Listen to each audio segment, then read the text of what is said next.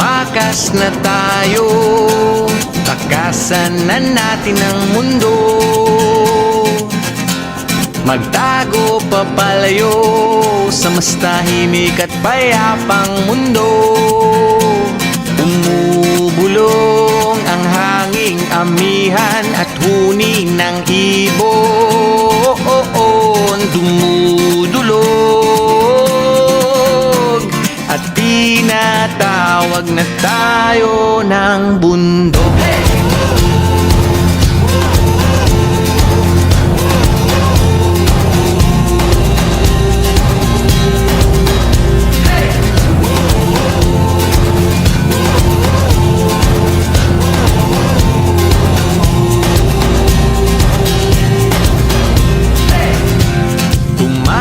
Na tayo, palayo sa maraming tao.